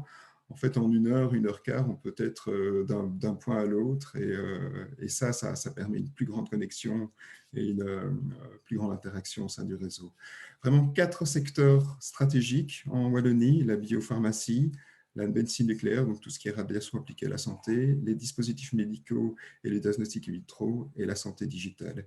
Et si on fait un focus sur l'environnement de recherche, il y a vraiment des forces importantes dans tout ce qui est thérapie cellulaire et génique, tout ce qui est vaccins et biologiques, l'innovation en santé, et tout ça grâce au fait qu'on a toute une série de hubs biologistiques très performants. Slide suivant, s'il vous plaît. Alors, à ce stade-ci, je me dois de présenter notre partenaire, le cluster santé Wallonie, BioWin, qui compte 250 membres qui sont très divers et encore en croissance. Ils couvrent plus de 90% de la biotech santé et medtech en Wallonie, avec des très gros acteurs qui structurent l'écosystème, tout un réseau tissu de petites et moyennes entreprises innovantes et 400 unités de recherche provenant de 5 universités qui collaborent avec le monde industriel. La mission de ce cluster, c'est comme tous les clusters, c'est stimuler l'innovation en connectant les acteurs, en soutenant des projets de recherche et développement, en aidant au développement international des membres et aussi en réalisant du conseil par rapport aux choix politiques sur les actions à entreprendre pour soutenir le secteur. Slide suivant, s'il vous plaît. Quelques chiffres wallons, c'est la première activité industrielle, la biopharma, en termes de valeur ajoutée. Vous pouvez le voir à travers le graphe en bas à droite. On a près de 6 milliards de valeur ajoutée entre 2005 et 2019. 1,2 milliard d'investissements privés en recherche et innovation. Ça représente plus de 36% des exports wallons. C'est plus de 50 000 employés, dont 16 000 emplois directs. Et on a 2 milliards, enfin près de 3 milliards de capital privé cumulé levé par les entreprises en près de 15 ans. Une particularité de cet écosystème, c'est que le 98% du turnover est drivé par des entreprises de manufacturing et la Wallonie représente à elle seule 20% des capacités européennes de bioproduction en thérapie cellulaire. Slide suivant, s'il vous plaît. C'est un autre slide pour illustrer les collectes de capital. Peut-être un point intéressant, chaque barre rouge dans la figure de droite représente une année et donc la quantité de fonds levés. Et on peut voir que sur les 5-6 dernières années, on a une même taille que pour les 10 années précédentes. Donc on a vraiment une accélération des investissements en Wallonie. Slide suivant, s'il vous plaît. Les talents, c'est vraiment essentiel dans un écosystème. On a plus de 1700 gradués par million d'habitants en life science, donc bien plus que les voisins. On a une grande densité de chercheurs, 12 pour 1000 employés. C'est 30% de plus que les États-Unis et plus que la plupart des voisins européens. Et alors, on a des centres de formation qui sont vraiment dédiés à la formation spécifique des travailleurs, tel le Cephochin, qui nous permet de former 4500 personnes par an. Slide suivant. Merci. Un petit mot rapide sur la logistique. La bioproduction exige des conditions de stockage, de transport, maîtrise de chaîne du froid, de traçabilité assez exigeante. On a un réseau qui couvre toute la région pour un total de 9000 emplois. Slide suivant. Et si on quitte l'échelle régionale, on voit divers centres de distribution ainsi que les aéroports, avec 2 aéroports cargo leaders dans le domaine, celui de Bruxelles et celui de Liège. Voilà, j'aurais pu ajouter à ce slide aussi les ports tels que celui d'Anvers ou le réseau ferroviaire vers l'Asie. Slide suivant. Voilà, je ne pouvais pas ne pas mentionner la pandémie et la contribution, l'effort wallon dans ce combat contre la Covid, que ça a été tant au niveau de la production et de la décombination d'équipements de protection, le développement de méthodes de test et la fourniture d'agents de réactifs et d'équipements de diagnostic, le développement et la production de vaccins, le développement de traitements antiviraux ou de traitements plasma-based. Et vous retrouvez le logo de quelques-unes des entreprises qui ont été impliquées dans cet énorme effort et qui le sont encore. Dernier slide. Voilà, alors quelques chiffres sur les échanges commerciaux, en tout cas du côté wallon vers la Tunisie. C'est intéressant de voir qu'entre 15 et 25% sont liés au secteur chimie et pharmaceutique. Et donc, je n'ai pas les chiffres exacts, mais l'aspect vaccin devrait être important. D'ailleurs, les entreprises qui ont des médicaments enregistrés en Tunisie sont les gros acteurs tels que GSK et Baxter. On a aussi une liste de quelques entreprises qui ont investi en Tunisie. Donc voilà, il y a déjà des contacts qui sont en place entre les secteurs. Dans la base de données AWEX, on a pu trouver 20 entreprises qui sont actives sur le marché tunisien et au moins 50 autres qui ont exprimé un intérêt pour le marché. Et surtout à la lumière de ce qu'on a entendu durant ce webinaire. Pour ma part, ça a été quand même une découverte de se rendre compte à quel point ce secteur est en plein développement, des atouts, des acteurs de qualité qu'il présente, sa capacité d'exportation et surtout des ambitions franches tant le secteur que pour la CCT. Me dit que ce qu'on doit retenir, c'est que la Tunisie peut vraiment être un tremplin pour le marché africain et peut-être un partenaire commercial, mais aussi un partenaire de recherche. Et c'est sur cette conclusion que je voudrais terminer ma présentation. Et je vous remercie pour votre attention. Très bien. Merci beaucoup, Mehdi.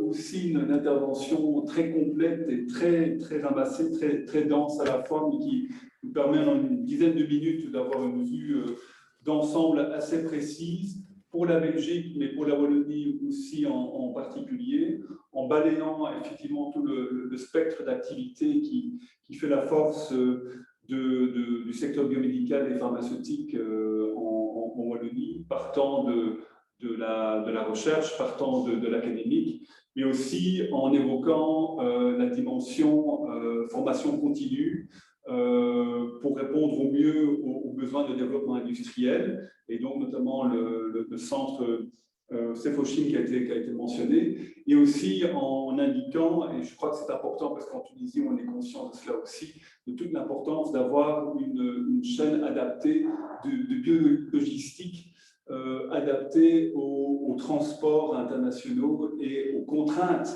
que le secteur biomédical présente en particulier, non seulement en termes de production, mais également en termes de transport et jusqu'à la livraison finale. Et on le voit bien ici avec la crise Covid-19 en particulier. Bien, donc en 10 minutes, ça donne un peu de change aux 4 interventions des spécialistes tunisiens. On y reviendra un peu plus tard dans l'année dans une présentation inverse. Hein, on aura l'occasion de présenter de manière plus étoffée ce que tu viens de présenter de manière synthétique en approfondissant. Je passe la parole maintenant à Eric, mon autre collègue en Belgique, Eric de Clercq. Je ne sais pas s'il est à Bruxelles ou à Charleroi ou ailleurs. Avec le virtuel, tout est possible. Mais en tout cas, donc, Eric, c'est toi, je pense, qui, en tout cas, présentera quelques conclusions mais aussi introduira le question-réponse. Hein, il nous reste un petit quart d'heure, on peut le dire ainsi. Alors, il y a des questions qui sont envoyées par écrit. Et puis, alors, il est possible, je pense, aux participants de pouvoir également peut-être poser des questions orales, ou en tout cas, les intervenants de pouvoir s'interpeller les uns les autres, les unes les autres. Voilà. Parfait, merci Christian. Bonjour à tous et bonjour depuis Mons, puisque comme vous le savez, on est tous pour l'instant toujours en télétravail. Monsieur l'ambassadeur, monsieur le délégué général, chers collègues, chers amis, chers participants, je pense qu'on a vécu une séance d'information et un webinaire particulièrement dense. Et si je devais trouver finalement le mot de conclusion, je pense que je le trouverais dans la présentation d'Olfagam, qui était la complémentarité. Je pense que le webinaire auquel on vient d'assister, justement, a mis en évidence toutes ces complémentarités qui existent entre des opérateurs et des écosystèmes existants à la fois tant en Tunisie qu'en Belgique. Et comme l'a très bien dit notre ami Christian, ceci n'est que la première, je dirais, le premier épisode d'un cycle de connaissances, d'apprentissage mutuel. Alors, on a quelques participants qui nous ont suivis. Je ne sais pas si, et ça je me tourne vers Evelyne, si à ce stade il y a des questions qui ont été posées, émises sur les présentations des différents orateurs. Non, il n'y a pas eu de questions pour l'instant. Pas de questions pour l'instant. S'il y en a, peut-être signaler que donc, les questions peuvent être posées dans l'onglet Q&A. Et je propose peut-être d'attendre quelques secondes.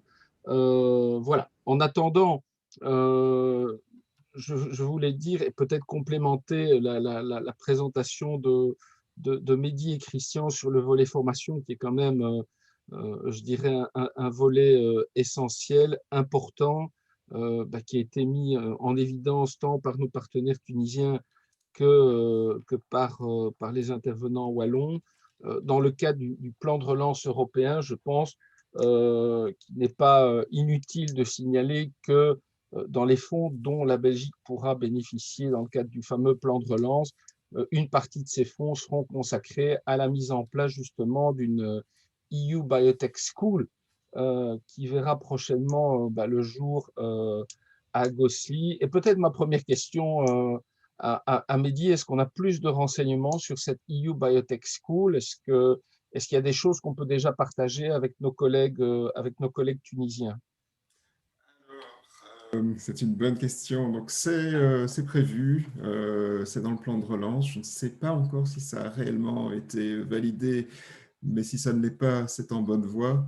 Et vraiment, ici, on parle de mettre en place un flagship au niveau européen. Donc, ce n'est pas uniquement destiné à la Wallonie, mais c'est destiné au niveau européen. Et je pense que dans le cadre de ce webinaire, on pourrait même élargir aux voisins de l'Europe en vue d'assurer des formations spécifiques et tournées vers les technologies de pointe en pharma et biotech. Parfait, merci Mehdi. Je pense que c'est accepté puisqu'on a vu Ursula von der Leyen la semaine passée venir rencontrer notre Premier ministre et Thomas Dermine, le secrétaire d'État, pour confirmer que dans les grandes lignes, le plan était accepté pour la Belgique. Donc voilà. Mais écoutez, je pense que de toute façon, ça fera l'objet d'échanges et de visites mutuelles à l'avenir quand le projet se sera concrétisé. Evelyne, est-ce qu'on a des questions de ton côté? Est-ce que les intervenants ou certains intervenants ont des questions? Non, non, toujours pas. Alors, si donc les participants extérieurs qu'on ne voit pas ne posent pas de questions parce que tout est très clair et que les slides vont évidemment, les présentations textuelles vont évidemment circuler à ceux qui le demandent, nous pouvons interagir directement aussi entre intervenants pour les quelques minutes qui nous restent avant la conclusion de cette première session de rencontre. On a peut-être 2-3 mots à dire également, Eric et moi. À vous la parole, hein, aussi, n'hésitez pas à vous interpeller les uns les autres. Il y a quelques minutes ici que nous avons encore. Moi, je pense, Christian, que... Ah, pardon. Un des éléments, à mes yeux, tout à fait important qui a été souligné par nos collègues tunisiens, c'est ce rôle central aussi que la Tunisie peut jouer dans la diffusion aussi vers le continent africain, avec une position, donc à la fois un secteur qui est quand même bien développé. Nous sommes aussi agence wallonne à l'exportation, et donc il y a encore une fois dans les présentations tant du docteur El Kadri que de Madame Gam et que d'autres collègues, je pense que Monsieur l'ambassadeur d'ailleurs l'a souligné lui aussi, peut-être que dans le chef de nos entreprises, il y a peut-être une réflexion à avoir dans leur approche du marché africain, de voir si finalement le développement d'activités en Tunisie ne permettrait pas de couvrir, je dirais, une partie, peut-être pas tous, mais en tout cas une partie des besoins du marché africain. Donc là, je pense que c'est un élément qui moi, me fait réagir et que je suis prêt à proposer en fait à l'ensemble des entreprises wallonnes du secteur. Juste pour information, j'ai bien posé la question dans notre direction de la pharmacie et du médicament. Il y a 67 AMM dont le titulaire est d'origine belge. Donc déjà, il y a un début de collaboration dans ce sens et j'espère que ça va se renforcer dans les autres données. Déjà, il y a, comme vous l'avez bien intégré dans le programme, la société Cisora qui utilise la technologie IBA et ça nous a permis de lancer localement les techniques de médecine nucléaire. Et déjà, il y a plusieurs experts, comme je vous ai dit, qui connaissent la Tunisie et dont, par exemple, professeur Bruno Flamian, C'est un expert en biotech aussi qui était là au moins à 2 reprises.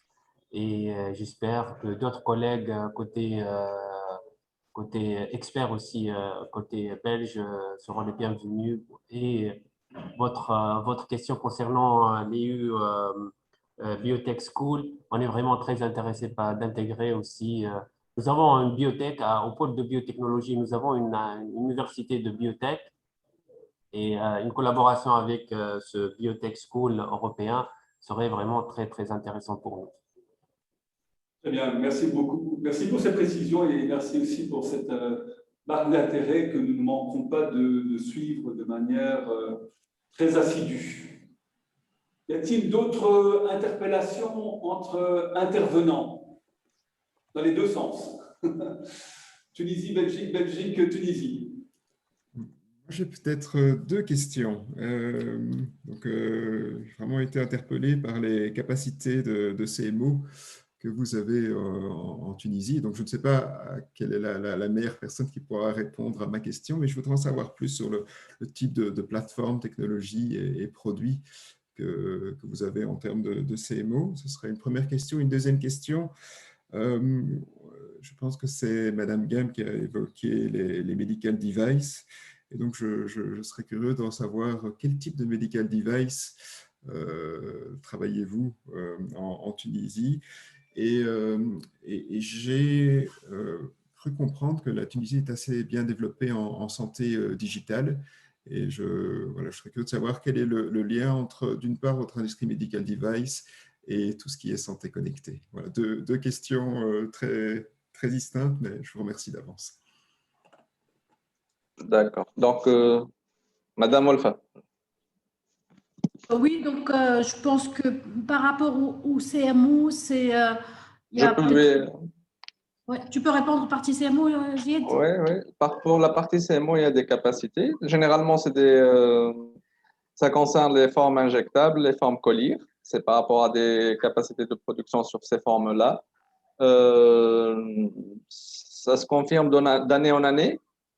Sur les pays européens, j'ai vraiment pas les chiffres exacts parce qu'on a un chiffre global d'exportation, mais par rapport à la Belgique, par rapport en Allemagne, en Irlande, à l'Italie, il y a des exportations de ce type.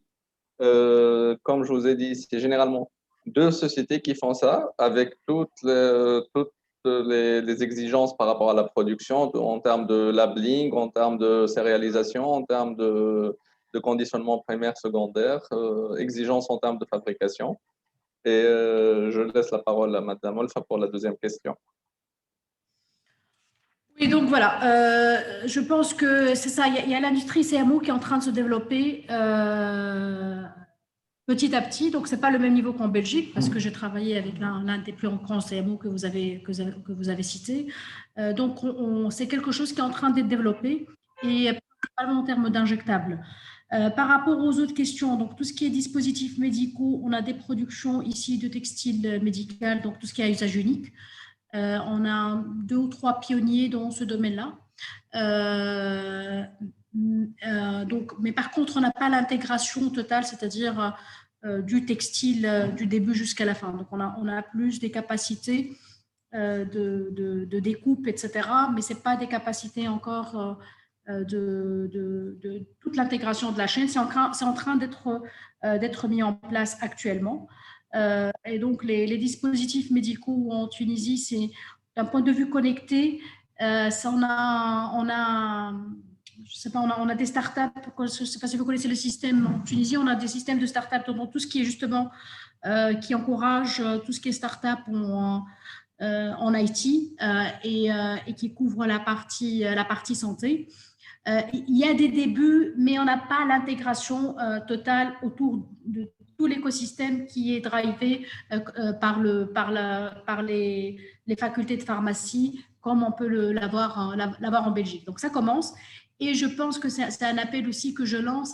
Il y a aujourd'hui une grosse opportunité d'aller vers des startups de biotechnologie parce qu'il y a les compétences, mais tout le cadre juridique, etc., n'est pas encore clair, n'est pas encore favorable. Donc, ça serait bien aussi d'avoir des échanges à ce niveau-là pour discuter l'expérience belge qui a vraiment réussi à avoir des belles réussites et des success stories dans ce domaine-là. Ce cadre-là par rapport.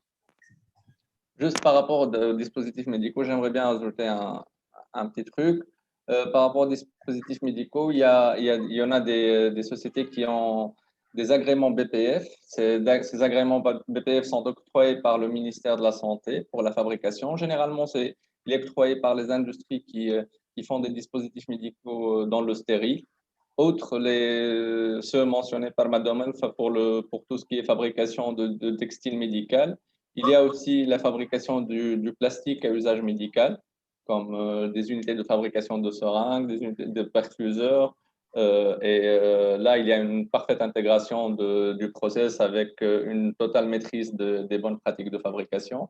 Il y a aussi tout ce qui est fabrication des concentrés d'hémodialyse, des gaz médicaux, avec aussi, parallèlement, il y a des sociétés qui sont basées en Tunisie, mais qui sont en total export, et qui font de la fabrication de dispositifs médicaux assez poussés, mais sans pour autant commercialiser sur le marché tunisien. Donc, c'est un créneau qui est vraiment... nous avons près de 100 industries de dispositifs médicaux, mais c'est un créneau qui est vraiment en transformation. Sa mise en place, il faut un suivi de la part du régulateur, parce que sur ce point, on manque de texte par rapport à la régulation spécifique à tout ce qui est dispositif médical connecté. Je rajouterai qu'il y a un texte qui est en préparation concernant l'EDM. Il est très avancé et prochainement, il va y avoir probablement la publication de ce texte. Mais juste concernant vous avez évoqué tout ce qui est connecté et équipement. Il y a une démarche au niveau du ministère pour soutenir tout ce qui est production locale, industrie locale d'équipements médicaux, avec une commission qui vient d'être créée pour l'homologation. Et concernant tout ce qui est certification et audit, nous avons aussi besoin d'expertise dans ce domaine et une formation d'auditeurs et de certificats, des sociétés de certification à s'installer dans notre pays.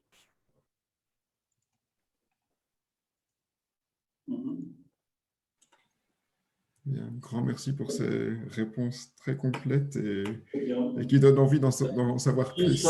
Juste pour rajouter que Instadip, c'est une société tunisienne qui s'oriente vers l'intelligence artificielle et elle a déjà décroché un contrat avec BioNTech.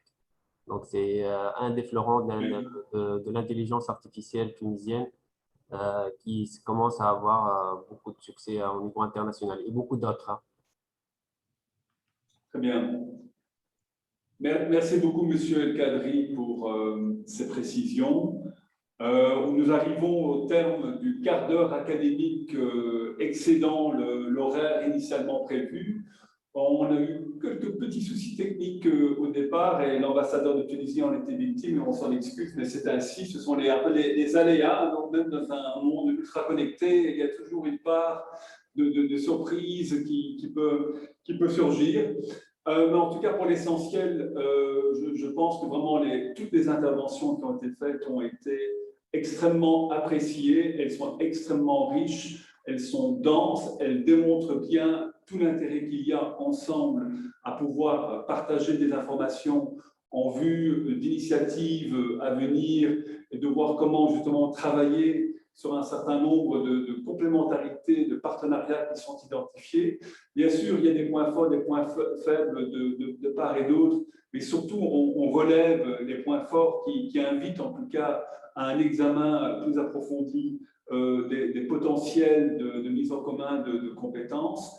On parle bien évidemment d'entreprises, d'industries, de clusters et d'autres biopôles, technopôles, mais on parle bien évidemment aussi de toute l'importance du rôle de l'éducation, de l'enseignement supérieur, de l'enseignement universitaire, de la recherche scientifique dans les universités, mais aussi dans des centres de recherche extérieurs ou affiliés aux universités. On parle de nouvelles initiatives en matière de formation, et ça a été donc dit, notamment avec ce projet de EU Biotech School à Gosselies très prochainement. Et donc, Eric l'a rappelé, visiblement, les choses sont en très bonne voie et ça a été donc confirmé par la présidente de la Commission européenne tout récemment encore. Et donc là, c'est une voie bien évidemment de collaboration à examiner. On a parlé aussi de l'importance de la logistique adaptée aux besoins du secteur biomédical et pharmaceutique, et on a parlé aussi de toute l'importance du système de santé dans sa globalité, de l'écosystème, non seulement dans sa formation et dans sa production, mais aussi dans la délivrance de produits et de services, et donc l'importance aussi du système de santé publique en l'occurrence, des hôpitaux, des cliniques. Et on sait qu'elles jouent aussi un rôle assez important en Tunisie, mais en tout cas, le système hospitalier dans son ensemble joue un rôle non seulement en termes de services et de soins, mais également joue un rôle important en matière de recherche. Et je pense qu'un certain nombre d'intervenants sont mieux qualifiés que moi pour pouvoir le dire. Alors, pour terminer, je voudrais signaler que on a affaire, bien sûr, à une diversité d'acteurs avec leurs compétences propres, mais aussi on est sur des perspectives concrètes qui s'annoncent à court terme, puisqu'on est en train d'examiner aussi l'opportunité de conclure très prochainement, et nous le souhaitons, un accord de coopération académique et de recherche scientifique Tunisie, Wallonie-Bruxelles, notamment à l'occasion de la visite du président de la République en Belgique en septembre prochain. Cette visite avait été évoquée par l'ambassadeur de Tunisie lors de son intervention. C'est une perspective importante puisqu'elle permettra de décliner aussi comment on pourra peut-être mieux travailler sur des mobilités doctorales, postdoctorales, non seulement avec des centres de recherche et des universités, mais peut-être aussi avec l'implication d'universités, de pôles de compétitivité et autres clusters et centres de formation qui ont été mentionnés tout à l'heure. Et donc, notre souhait, c'est de pouvoir travailler sur ces transversalités, avoir une approche holistique dans le respect des intérêts et des compétences de chacune et de chacun, et surtout de pouvoir veiller à ressortir au mieux les différents intérêts qui sont exposés et comment travailler ensemble sur les articulations qui s'offrent et qui permettent de dégager peut-être un certain nombre de priorités sectorielles sur lesquelles travailler par-delà les deux rives de la Méditerranée, puisqu'on évoque bien évidemment ces complémentarités, non seulement à l'échelle mondiale, mais en particulier entre les deux continents africains et européens. Voilà, je pense qu'on peut en terminer là. Je me permets donc de signaler la fin de cette session-ci.